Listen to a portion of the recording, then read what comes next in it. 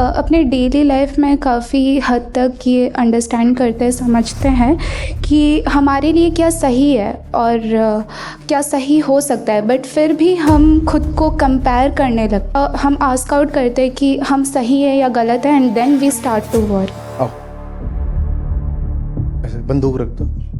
अब तुम बोलो कि एनेस्थीसिया से तू बाद में मरेगा, मैं अभी मार दूंगा। एनेस्थीसिया से आप बाद में मरेंगे, पहले मैं मार दूंगा। सवाल में बस ये बता दिया कि ज्ञान और मैं, ज्ञान आता है, अच्छी अच्छी बातें होती हैं, मैं समझ जाती हूँ, पर उन बातों पर चल नहीं पाती हूँ, मैं तो बड़ी मासूम हूँ। ये डकैत, इसका तो कुछ बताया ही नहीं। तुम्हारा नाम क्या है? विनय। विनय। विनय डकैत। अब ठीक है, जैसी दुनिया हमारी, ये तो पता है कि आप जो बता रही हैं वो बात ठीक है बिल्कुल, पर यहाँ लोग खड़े कर रखे हैं जो कह रहे हैं कि सच वगैरह तो ठीक है, हम तुमको अभी इतनी तकलीफ दे देंगे कि सब भूल जाओगी।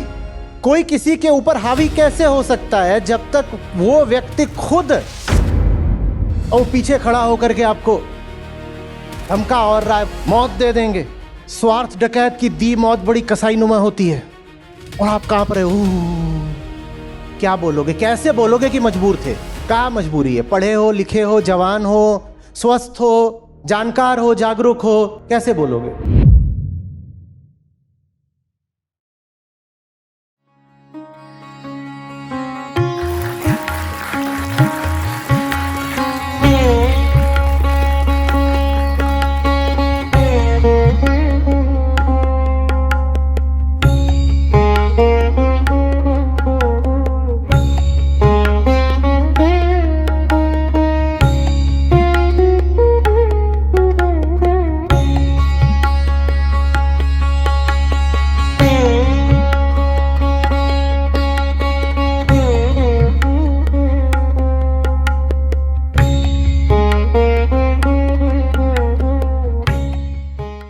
Namaste Acharya ji.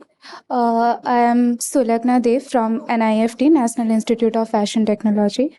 So I have a question that we often understand what is right, but intentively or yet in daily life we still act out of fear or comparison, or we ask out for validation. So my question is, how does one bridge the gap between how to leave it or how to overcome that, and what is the truth behind it?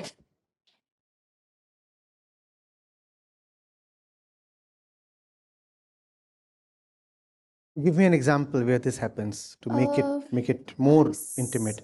हम तो हिंदी में बात करने वाले थे। हाँ, क्या हो गया? हाँ, ओके। सो मैं ये पूछना चाहती हूँ कि हम अपने डेली लाइफ में काफ़ी हद तक ये अंडरस्टैंड करते हैं, समझते हैं कि हमारे लिए क्या सही है और क्या सही हो सकता है, बट फिर भी हम खुद को कंपेयर करने लगते हैं, या फियर होता है, डर बैठ जाता है, या we ask out for validation, कि अगर कोई दूसरा, हम आस्क आउट करते हैं कि हम सही है या गलत है, and then we start to work.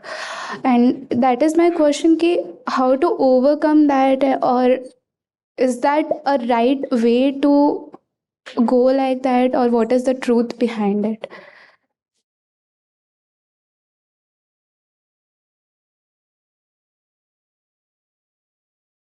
क्या नाम है आपका? सुलग्ना दे। सुरत्ना। सुलग्ना।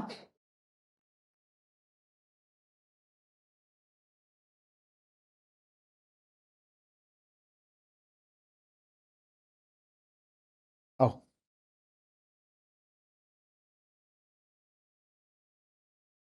ठीक है, ऐसे बंदूक रख दो। आप मुझे कुछ समझाइए जो सही हो, आपके ही क्षेत्र से संबंधित। आप जो भी पढ़ाती हैं, आप क्या पढ़ाती हैं? Anaesthesia and critical care. Anaesthesia. तो आप मुझे बताइए कि ज़्यादा एनेस्थीसिया देने से आदमी मर जाता है। जी, ठीक है, इन्होंने बताया और मुझे बात समझ में आ गई। इन्होंने सारी केमिकल इक्वेशंस दिखा दी, केस स्टडीज़ दिखा दी। आप अपने क्षेत्र की विदुषी हैं, अनुभव भी है, जानती हैं, किताबें हैं, ज्ञान है, बता दिया मुझे। ठीक है, बता दिया आपने। क्या बता दिया? ऐसा ऐसा होता है, ऐसा ऐसा होता है। अब तुम बोलो कि एनेस्थीसिया से तू बाद में मरेगा, मैं अभी मार दूंगा। बोलो, हाँ, एनिस्थीसिया से आप बाद में मरेंगे, पहले मैं मार दूंगा। ठीक है। मैं सच को मानूं या अपनी जान बचाऊं? समझ में आया हम सच क्यों नहीं मानते?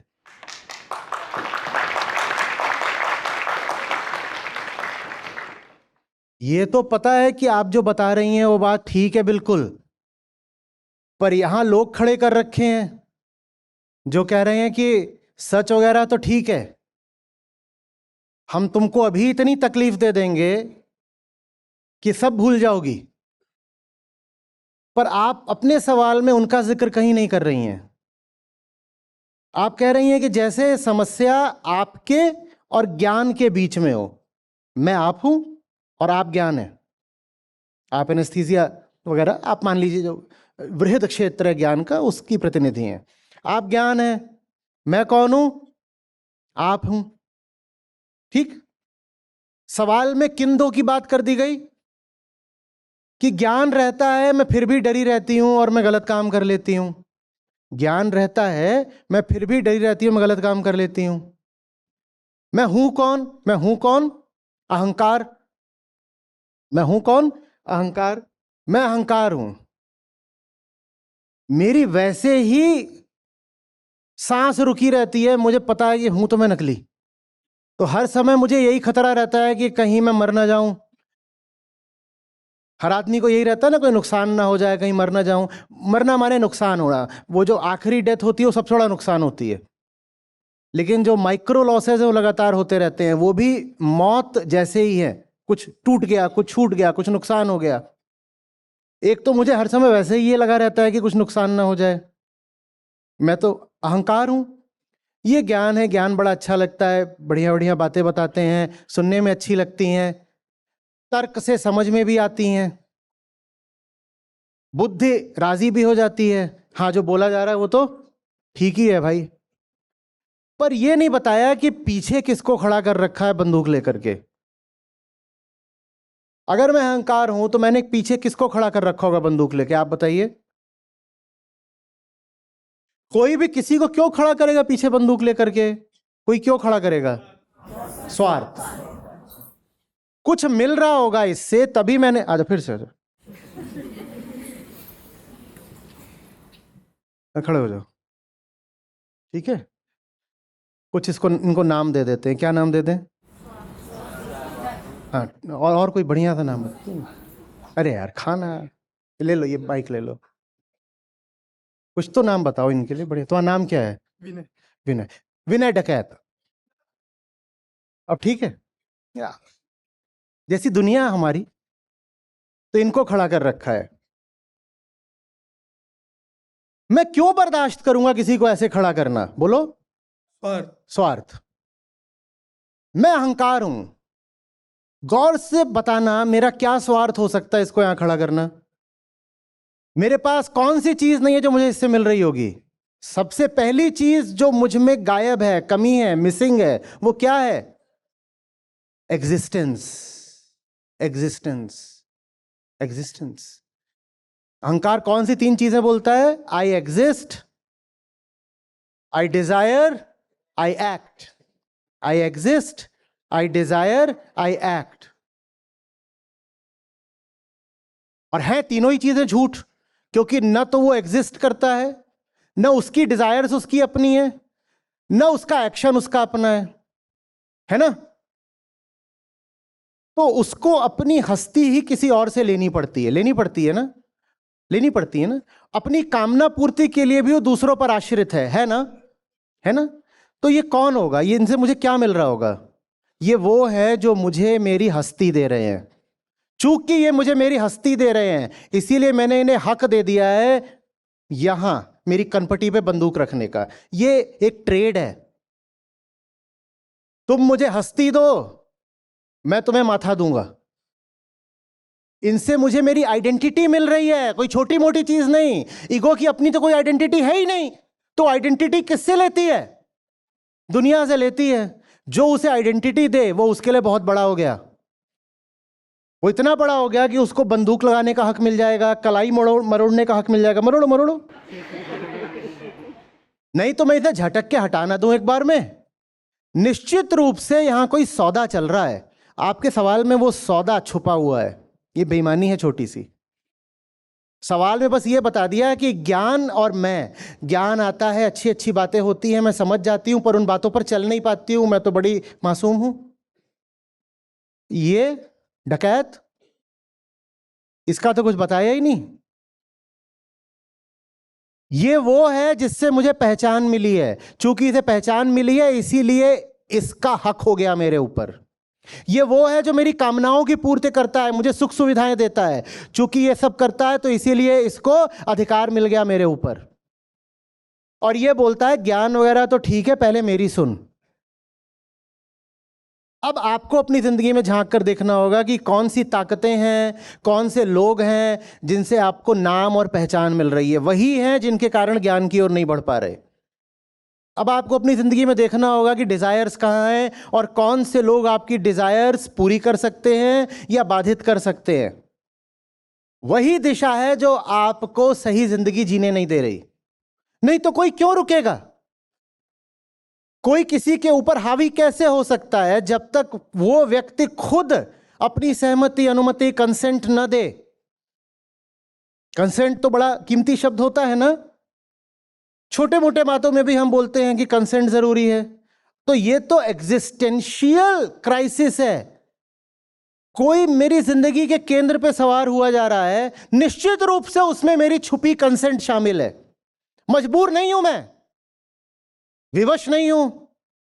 यह कहना गलत होगा कि मैं क्या करूं, मैं तो बेचारी हूं, दूसरे हावी हो जाते हैं। दूसरे हावी नहीं हो जाते, हमने उन्हें हावी होने की अनुमति दी है। यह एक बार्गेन है। तुम मेरी आजादी भले ही ले लो, पर मुझे नाम और पहचान दे दो प्लीज। तुम मेरा सच ले लो, तुम मेरा ज्ञान रौंद डालो, लेकिन मेरी सुख सुविधाएं छिननी नहीं चाहिए। बोध, रोशनी सब मेरी जिंदगी से छीन लो, लेकिन मेरी कामनाएं पूरी करते रहो प्लीज। यह होता है। कभी कोई बोले अब तुम भग जाओ, कभी कोई बोले कि मुझे बात समझ में नहीं आती, मान लो भी यहां पर बात हुई, कभी कोई बोले बात समझ में नहीं आती, मुश्किल है। पहले तो गीता नहीं बहुत सरल करके बोली है, उसके बाद मैंने आपकी भाषा में आपके समय में और सरल करके बता दी है। ऐसा नहीं है समझ में नहीं आती। समझ को स्वीकार नहीं करना चाहते क्योंकि स्वार्थ पर आंच आती है। उसके भी आगे और लोग होते हैं कहते हैं हमें तो आती है समझ में, समझ में आती है पर उसको जी नहीं पाते। समझ तो अपने आप स्वतः तत्काल जिंदगी बन जाती है। आप अगर कह रहे हो कि समझ लेते हैं पर जी नहीं पाते, तो आप झूठ बोल रहे हो। आप झूठ बोल रहे हो। झूठ इसलिए बोल रहे हो क्योंकि समझे होते तो स्वार्थों को लात मार दी होती। उन स्वार्थों से आपको कुछ मिल ही नहीं रहा है। कमी समझ की नहीं होती, कमी स्वीकार की होती है। आप स्वीकार ही नहीं करना चाहते कि आप समझ चुके हो, क्योंकि अगर समझ गए तो अब इसको क्यों खड़ा कर रखा है। वो क्या करेगा, उसको हटाओगे, भगाओगे तो अधिक से अधिक क्या बोलेगा, क्या बोलेगा, तुम्हारी हस्ती छीन लूंगा। अब फिजिकल हस्ती तो कोई छीन नहीं सकता, संविधान है, कानून है, पुलिस है। वो आपकी साइकोलॉजिकल हस्ती छीनते हैं। वो आपकी जो मनोवैज्ञानिक पहचाने हैं, जो इनर आइडेंटिटीज हैं, वो छीनते हैं। छीनने दो ना, छीनने दो।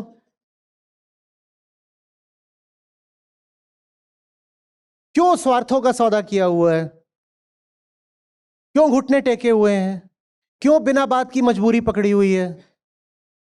सच और आजादी से बड़ा क्या होता है। उनको बेच करके कुछ भी हासिल कर लो तो क्या हासिल कर लिया है। उसके बाद कहते हो नहीं सारी अच्छी अच्छी बातें तो ठीक है, गीता में जो लिखा है वो तो ठीक है, सर आपने भी बातें बढ़िया बताई, लेकिन क्या है ना, मैं लाइफ में इंप्लीमेंट नहीं कर पाती। That's not a situation, that's a decision.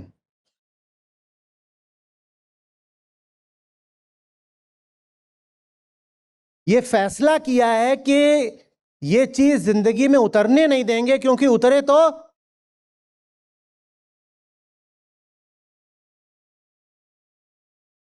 बात आ रही है। और वो पीछे खड़ा होकर के आपको धमका और रहा है, बार बार कह रहा है कि हमने तुम्हें नाम पहचान और ये सब दिया है, हमने दिया है तो हम छीन भी सकते हैं। हमारे दम से हो तुम, मौत दे देंगे। स्वार्थ डकैत की दी मौत बड़ी कसाई नुमा होती है। और आप कांप रहे हो, क्या करना है? चुपचाप आगे बढ़ जाओ, उसको बोलो कर ले जो कर सकता है। जो असली है वो तू छीन नहीं सकता, जो नकली है वो तू छीन ले, वो तो वैसे भी नकली है, तो मेरा बिगड़ा क्या? छीन ले जो छीन सकता है। जो कुछ छीन सकता है वो फालतू का ही होगा, जो फालतू का था वो तूने छीन लिया, मेरा बिगड़ा क्या? ले ले, भला हुआ मुरी मटकी फूटी, अब मैं पनिया भरन से छूटी। मुझे में आ रही है बात? ये ले जाओ जो ले जा सकते हो। इंसान वही है जिसको एक बार सच्चाई दिख गई तो उससे मुंह नहीं मोड़ता, देखे को अनदेखा नहीं करता, सुने को अनसुना नहीं करता, समझे को अनसमझा नहीं करता। जो ऐसा करे फिर बेईमानी का कोई इलाज नहीं, क्योंकि बेईमानी भूलना नहीं, एक फैसला है। और आपके फैसले आपके हैं, उन्हें आपके अलावा कोई बदल नहीं सकता। आप अगर फैसला कर ही लो कि आपको सच से ज्यादा स्वार्थ प्यारा है, तो फिर आपका फैसला, आपकी जिंदगी कोई क्या करेगा? बस ये है कि दूनी बेईमानी मत करना, ये मत कहना कि मैं मजबूर हूं। मजबूरी वगैरह कुछ नहीं होती, मजबूरी वगैरह कुछ नहीं होती, सौदे होते हैं, सौदे। मत बिको। कम से कम यहां पर आप लोग जो बैठे हुए हो, आप बहुत प्रिविलेज्ड लोग हो, बहुत प्रिविलेज्ड लोग हो। ये दो इंस्टीट्यूशंस, एक तो मजेदार बात देखो, क्या गजब ये जोड़ी बनी है। इससे अध्यात्म के बारे में कुछ पता चलता है। क्या अध्यात्म अपने आप में कोई फील्ड नहीं है, it's the field that integrates all fields. It's the field that's at the foundation of all fields. नहीं तो ये दोनों फील्ड्स कैसे इंटीग्रेट होंगे? मेडिकल सूचर्स वगैरह बन सकते हैं, उसमें आप कुछ फैशन कर दो तो, अरे वो जो टांका सिलने के धागे होते हैं, तो ये मेडिकल कॉलेज में तो वही धागे चलते हैं बस, और तो यहां तो कोई धागा होता नहीं। आपके तो इसमें भी निफ्ट धागे जैसा ही है। कोई कन्वर्जेंस हमें आमतौर पे दिखाई नहीं देगी मेडिकल टेक्नोलॉजी और फैशन टेक्नोलॉजी में, पर कन्वर्जेंस है। They share a fundamental common ground. वही दर्शन है, वही अध्यात्म है। आ रही बात समझ में?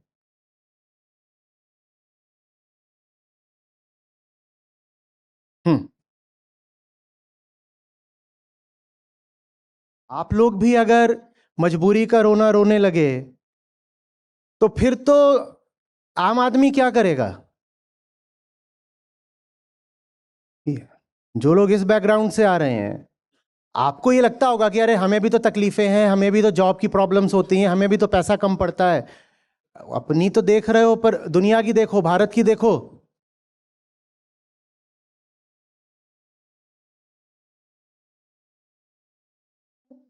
अरे अभी रुकिए, पहले संदेश तो दे लूं।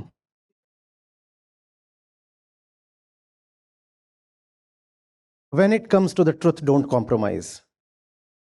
आपके पास तो कोई दलील भी नहीं होगी देने के लिए। आप क्या बोलोगे, कैसे बोलोगे कि मजबूर थे? क्या मजबूरी है? पढ़े हो, लिखे हो, जवान हो, स्वस्थ हो, जानकार हो, जागरूक हो, आप कैसे बोलोगे कि मैं तो मजबूर थी तो इसलिए मुझे दबना पड़ा, झुकना पड़ा, कई बार तो बिकना पड़ा? कैसे बोलोगे? मत करना। इसलिए बोल रहा हूं मत करना क्योंकि बहुत होता है। अभी लग रहा होगा कि ऐसे कोई क्यों दबेगा, हम दबने वाले नहीं, सब दब जाते हैं। मत दबना।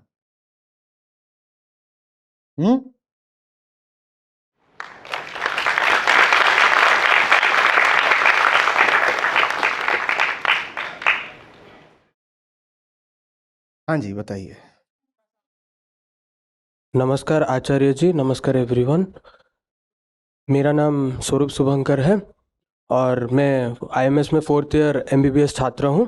मेरा सवाल आपसे यह है कि भारत में एक व्यक्ति की स्वतंत्रता बहुत दब गई है और जीवन के अहम मुद्दे जैसे कि करियर और विवाह हम स्वतंत्र रूप से खुद नहीं ले पा रहे हैं और बल्कि समाज और परिवार के द्वारा तय की जा रही है। तो हम खुद इस पर अपना तय कैसे कर सकते हैं? आप अकेली मजबूर नहीं हैं। उन्हें माइक दो, मैं थोड़ा परखूं तो कि मेरी बात उन्होंने समझी कितनी थी। दो, सुलगना दो। ये है वो गड़बड़ वाला चक्र, जहां से शुरू हुए थे देखो वहीं आ गए। अब ये कह रहे हैं कि सब दबा देते हैं, स्वतंत्रता व्यक्ति की छीन ली जाती है, कैरियर हो, कोई फैसला हो, शादी ब्याह हो, प्यार हो, दुनिया हम पर चढ़ी रहती है, हम बड़े मजबूर हैं। जवाब दीजिए इनको, इनको जवाब दीजिए। बोलिए बोलिए। आपने बोल ही दिया। मैंने आपको बोला था ना, वही इनको बोल दीजिए।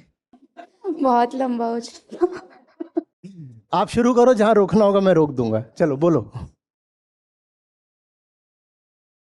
जब कोई कहे कि दुनिया मुझ पर चढ़ी हुई है, मेरी स्वतंत्रता का हनन कर रही है, दबाव बना रही है, विवश कर रही है, तो क्या बोले उसको? बोलो बोलो, जोर से बोलो। पता तो है सर ट्रेड, हाँ, ट्रेड होता है वो बेसिकली। लंबा नहीं हुआ। इतनी सी बात थी, सब समझ में आ रहा है। अब पीछे मत हटना। ये जो भी ट्रेड डील है इससे बाहर निकलो। आ गई बात समझ में? जी आचार्य जी।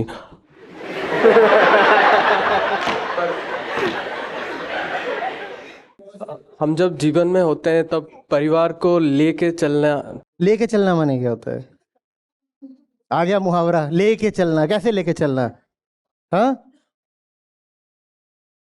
कंधे पे लेके चलना। कैसे लेके चलते हो? उनकी बातों को भी ध्यान में रखना। ध्यान में रखना माने क्या? मुहावरों में मत उलझो, जलेबी बना रहे हो मुहावरों की। लेके चलना, ध्यान में रखना, ये सब क्या होता है?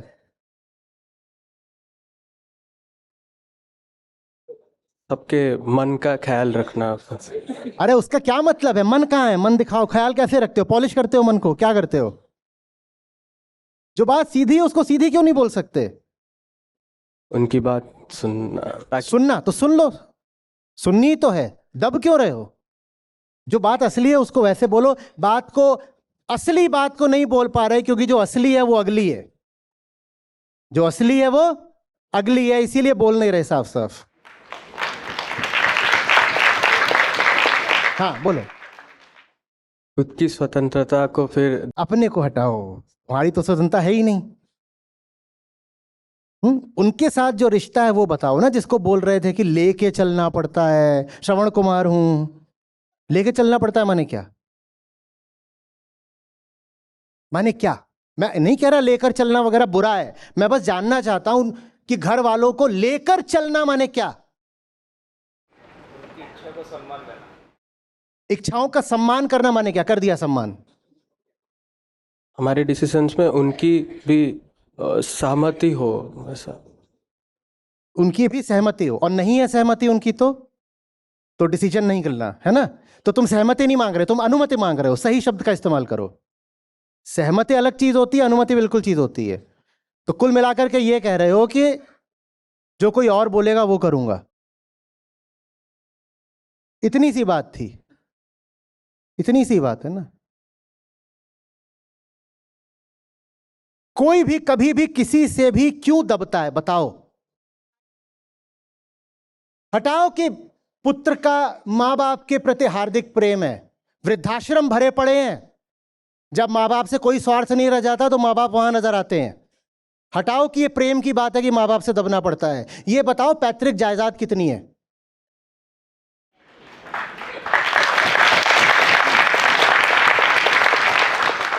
बस ये है और कुछ नहीं है। मां बाप अति गरीब हो, अनपढ़ हो, कुछ ना करते हो, और तुम मोटा पैसा कमाते हो, तब कहोगे कि घर वालों को भी तो लेके चलना पड़ता है, तब कहोगे। ये प्यार नहीं है, ये प्यार नहीं है, ये स्वार्थ है। और इसमें तुम जिसकी आज्ञाओं का पालन कर रहे हो, इच्छाओं का सम्मान नहीं, आज्ञाओं का पालन, तुम जिसकी आज्ञाओं का पालन कर रहे हो ना, उसका भी अहित है, उसका भी अहित है। कोई तुम्हें दबा रहा हो, तुम दब जाओ। तुमने अपने साथ तो गलत करा ही, जो तुम्हें दबा रहा था तुमने उसके साथ भी गलत करा।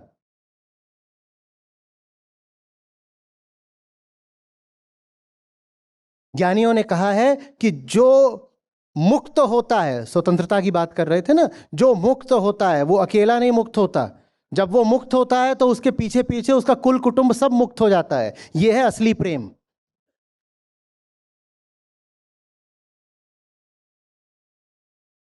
असली प्रेम यह नहीं है कि मैं भी बंधन में रहूंगा और तुम भी बंधन में पड़े रहो, और मैं जरा सा आजादी की तरफ बढ़ा और तुमने मुझे रोक दिया तो मैं रुक भी जाऊंगा।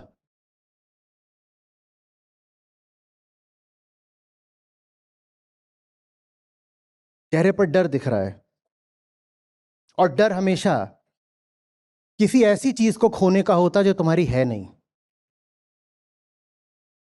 जो चीज तुम्हारी है नहीं उसका लालच क्यों करे बैठे हो? वो लालच ही तुम्हारा डर बन रहा है।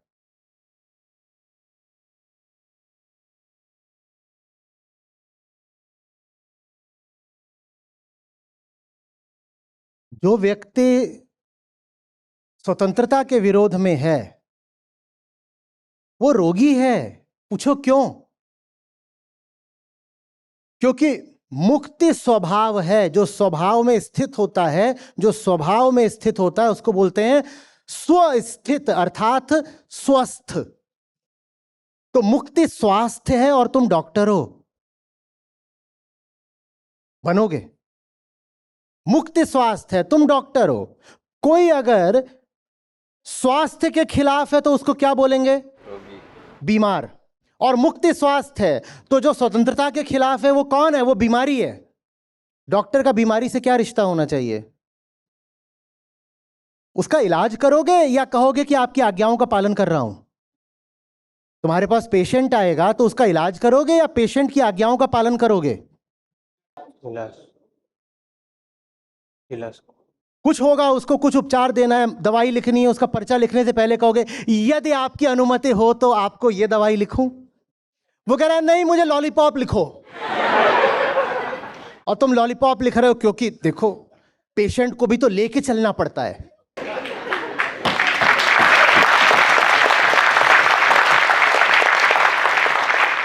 और बहुत ऐसे डॉक्टर घूम रहे हैं जो पेशेंट को ही लेके चलते हैं।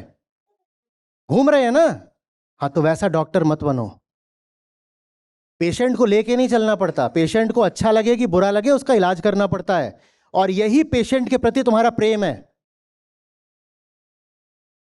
वो बता रहा है तुम्हें, दिल उसका खराब है और कह रहा है मेरे घुटने की सर्जरी करो, और तुम कर भी रहे हो। क्यों? क्योंकि स्वार्थ है, पैसा मिलेगा। ये कैसे डॉक्टर हो तुम? जो भूलना नहीं, जो स्वतंत्रता के खिलाफ है वो बीमार है। बीमार से अनुमति सहमति नहीं मांगी जाती। बीमार से यदि प्रेम हो तो उसका उपचार करो, और प्रेम ना हो तो दूरी बना लो। दो ही चीजें हो सकती हैं बीमार के साथ। और अगर खुद उपचार नहीं कर पा रहे तो किसी अच्छे डॉक्टर को रेफर कर दो।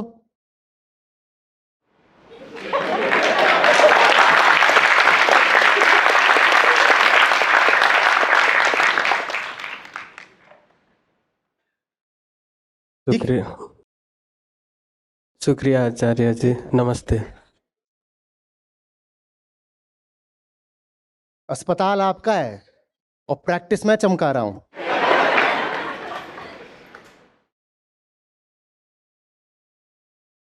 सर नमस्कार, मेरा नाम अखिलेश कुमार द्विवेदी है। मैं सुआ के बीटेक स्ट्रीम से बिलोंग करता हूँ। सर मेरा एक फॉलोअप क्वेश्चन है फर्स्ट क्वेश्चन से। सर आपने एक वर्ड मेंशन किया था कि अगर समझ गए तो बदल गए। अगर समझ गए, अपने अहंकार को समझ गए तो आप बदल गए। तो आप बदलते हैं। हाँ, आप बदलते हैं। सर क्या ये बदलना एक निरंतर विधि है और कोई एक बिंदु है जिसके बाद आप एफर्टलेस हो सकते हैं, या फिर it takes continuous effort to become effortless? Practically yes, actually no. जब आगे आगे आगे बढ़ते जाते हो, सच के साथ जीने का अभ्यास गहरा हो जाता है, तो ये संभावना कम हो जाती है कि अब फिसलोगे। तो सीधे चलने के लिए, न फिसलने के लिए एफर्ट कम लगाना पड़ता है। तो व्यवहारिक रूप से तुम कह सकते हो कि एफर्टलेस हो जाता है व्यवहारिक रूप से, लेकिन टेक्निकली एक्चुअली नो। फिसलने की संभावना कम हो सकती है, शून्य कभी नहीं होती। कोई कितना भी आगे निकल गया हो, कभी भी फिसल सकता है। तुमने जिंदगी में हो सकता है 500 सही फैसले करे हो निरंतर, एक के बाद एक, तब भी हो सकता है कि 501वां फैसला तुम गलत कर दो। क्योंकि अहंकार, इसका जो कारण है ना, वो अहंकार के अस्तित्व से रिलेटेड है। अस्तित्व माने फिजियोलॉजिकल एग्जिस्टेंस, जिसको हम ईगो कहते हैं, दैट साइकोलॉजिकल सेल्फ, वो हमारी फिजियोलॉजी से आता है। तभी जब आपका खोपड़े पे कोई मार देता है हथौड़ा, तो अहंकार गायब हो जाता है कि नहीं? क्योंकि वो मटेरियल है, फिजियोलॉजिकल है। आप शराब पी लेते हो तो सेंस ऑफ सेल्फ ऐसे ऐसे वॉबल करने लग जाती है कि नहीं? क्योंकि उसका रिलेशन इथेनॉल के मॉलिक्यूल से है। बात समझ में आ रही है ये? हाँ, इसका मतलब ये है कि जब तक ये फिजियोलॉजी है, वो साइकोलॉजिकल एरर होने की प्रोबेबिलिटी बनी रहती है। क्योंकि अहंकार का संबंध इस फिजियोलॉजी से है। वो स्वयं मटेरियल नहीं है, पर एक विशिष्ट मटेरियल कॉन्फ़िगरेशन की पैदाइश है। आपका जैसा ये पूरा शरीर है ना, आप इवोल्यूशन के कॉम्प्लेक्स प्रोडक्ट हो, एक सिंपल प्रोडक्ट नहीं हो अमीबा जैसे या किसी और चीज जैसे। तो ये जो हमारी कॉम्प्लेक्स फिजियोलॉजी है, ईगो इसी से उठती है। और ये फिजियोलॉजी तो तुम कह दो कि तुम एनलाइटेंड हो गए, कुछ हो गए, बुद्ध हो गए, ये फिजियोलॉजी तो नहीं बदल जाएगी ना। घुटना तो घुटना ही रहेगा, और नाक तो नाक ही रहेगी। तुम हो गए महाज्ञानी, पर नाक तो नाक है ना, माने शरीर तो नहीं बदल गया ना। शरीर जब तक है तब तक अहंकार की संभावना बनी रहेगी, क्योंकि शरीर और अहंकार सदा एक साथ चलते हैं। तो प्रैक्टिकली यस, एफर्टलेसनेस आ सकती है, लेकिन सावधान रहना, संभावना फिसलने की रहेगी, अंत तक रहेगी। तो तुम्हारे लिए अच्छा है कि तुम यही मानो कि both practically and actually the thing called effortlessness will never come। इसका मतलब है कि जीवन सतत संघर्ष ही रहेगा, सतत संघर्ष रहेगा। ये जो तुम कह रहे हो कि एफर्टलेस हो जाएं, वो हो पाना बड़ा मुश्किल होने वाला है। थोड़ा सा एफर्ट सदा करना पड़ेगा, वो करते रहो, वही ईमानदारी है, वही आध्यात्मिक साधना है। और जब फंसे रहोगे, गड्ढे में गिरे रहोगे, तो बाहर आने के लिए तो बहुत ज्यादा एफर्ट करना पड़ेगा। बाहर आ गए तो भी थोड़ा एफर्ट तो जीवन भर करना ही पड़ेगा। और अच्छा है कि तुम सचेत रहो, सावधान रहो कि कभी भी फिसल सकते हो, ताकि एफर्ट करना बंद ना कर दो। हम शारीरिक एफर्ट की बात नहीं कर रहे, हम इनर एफर्ट की बात कर रहे हैं। inner effort in the form of keeping the distraction away so that attention remains. जो मतलब सर हर टाइम खुद को इंट्रोस्पेक्ट करना पड़ता है कि क्या? नहीं, नॉट इंट्रोस्पेक्शन। ये वही बात हो गई जो उन्होंने कहा था कि I will remove my self, वैसे ही कह रहे हैं आई विल इंट्रोस्पेक्ट। तुम चोर को पुलिस बना रहे हो, तुम चोर को ही कह रहे हो go and inspect. Introspect, inspect, inspector. तुमने जो चोर है, कौन, अहंकार, उसको ही तो कह दिया है गो एंड इंट्रोस्पेक्ट। वो क्या करेगा? ये इंट्रोस्पेक्शन की नहीं बात है, ये ईमानदारी की बात है। सेल्फ ऑब्जर्वेशन रियल टाइम होता है और इंट्रोस्पेक्शन एक फेज लैग के बाद होता है।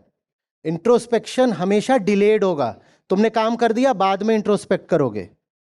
हम बात कर रहे हैं त्वरित ईमानदारी की, दैट स्पॉन्टेनियस ऑनेस्टी।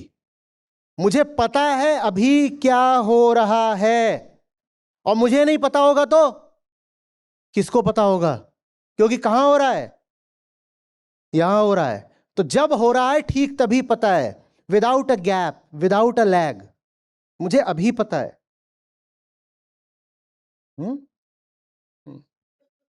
नमस्ते आचार्य जी।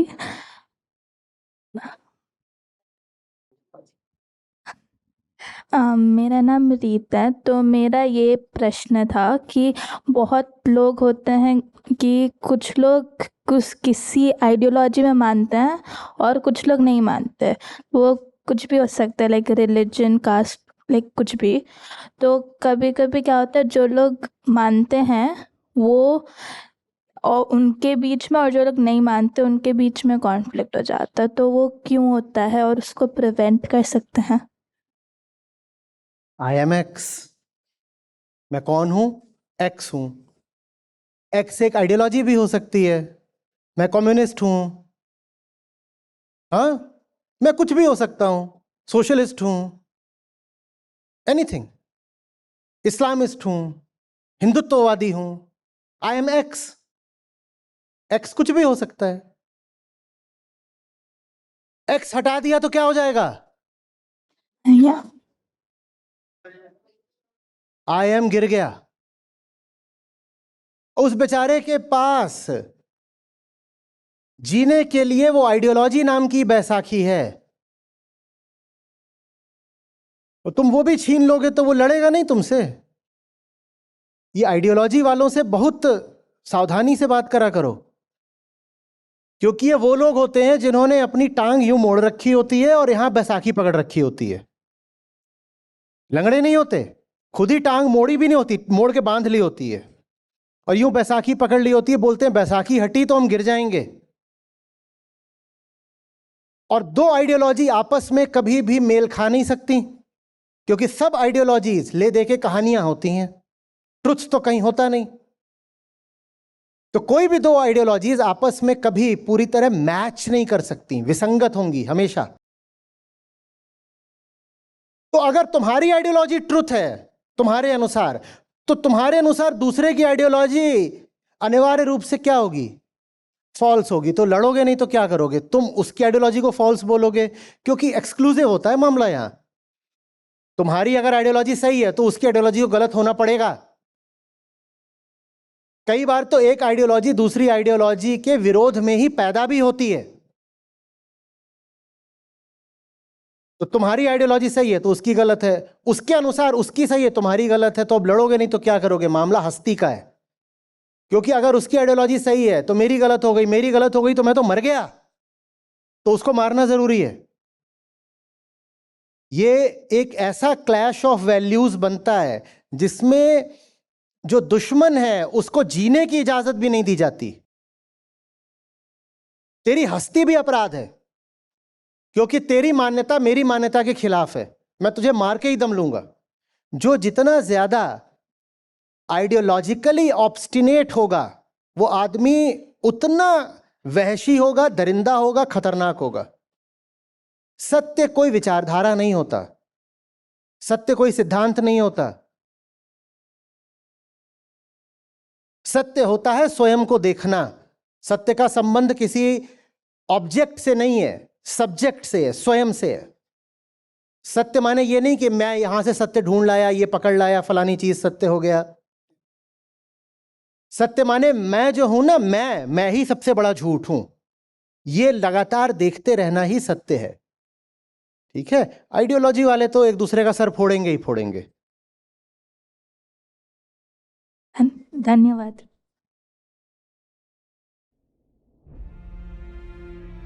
मेरा नाम रूपा है, मैं उत्तराखंड से हूँ। और पहले ऐसा था कि बहुत सारी मान्यताएं, परंपराएं और जो भी हम पे सभी पे थोपी जाती है वो सारी चीज़ें करके देखी, लेकिन अंदर से एक संतुष्टि नहीं मिली मुझे कभी।